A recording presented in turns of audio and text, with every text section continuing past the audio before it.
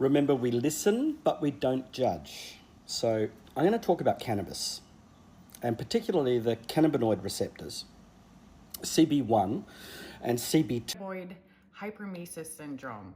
Watch his full video. It is real, unfortunately, and it sucks for those of us that love smoking weed. It was one of my favorite parts of the day, and now that it's legalized and you can get it anywhere. I'm from Canada. You can go to one of the many stores I live in a small town, and there's stores everywhere. You can get the little pre-rolls, so they're just so handy and nice. You can eat THC, you can drink THC, you can smoke THC, and I always loved having a buzz of it. I'm a dreamer. I like to go into the dream state. Anyways, long story short, I would find myself vomiting for 6 days in a row and end up in the hospital on IV. The nurses were looking at me like I was an alcoholic, because usually the only time I would vomit is if I had been drinking the night before, and that's what would bring it on. So I would think it's a hangover. I would wake up vomiting, and then I would puke for 6 days, go to the hospital, get an IV, and I would be in severe stomach pain. So finally, I think I had, like in my early 20s, I would have 24-hour hangovers like that, where it was just chronic vomiting and stomach pain. Then by the time I was in my 40s, it was up to like 48 hours, like 2 full days in bed. And then in my 49, 50 years, it was the 6 days. And I think I had maybe 4 of those in a year span. And nobody likes a quitter. I finally said, okay, that's enough. I'm going to quit drinking. So I quit drinking.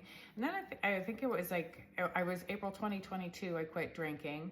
And then a year later, I had a headache and I got sick. And here we go, another 6 days, chronic vomiting and this terrible stomach pain. So then I ended up going to get a scope, and I talked to the doctor, and he told me he would bet money before he even did the scope that because I was a chronic weed smoker, I had been smoking weed off and on since I was 11 years old, more on than off. I didn't smoke when I was pregnant, but pretty much the majority of my life, I have been a pot smoker or hash, some form of THC, hash oil.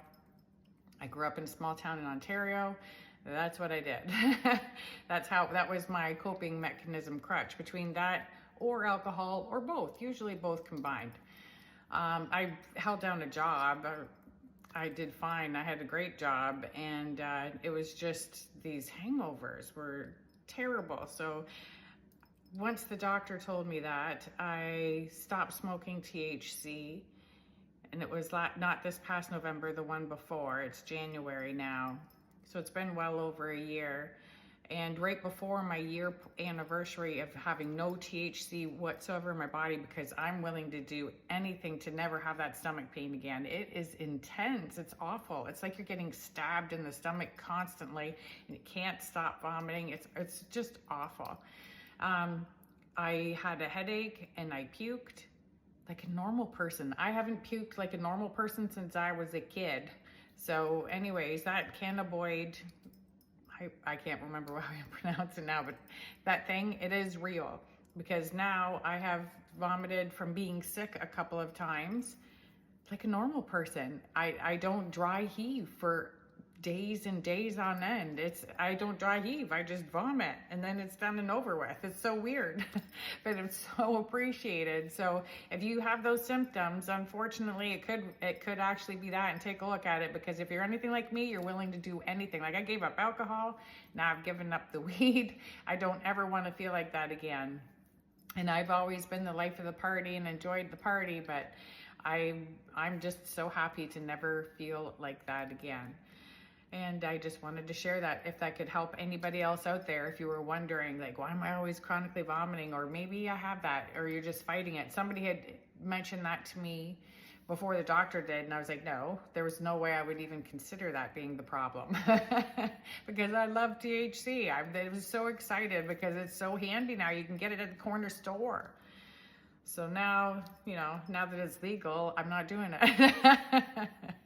So that is my story, and I hope that helps somebody. That my whole point of sharing this is to help somebody. If you know somebody in your family show them this video that this is a real thing and it really does happen. It really is real, unfortunately.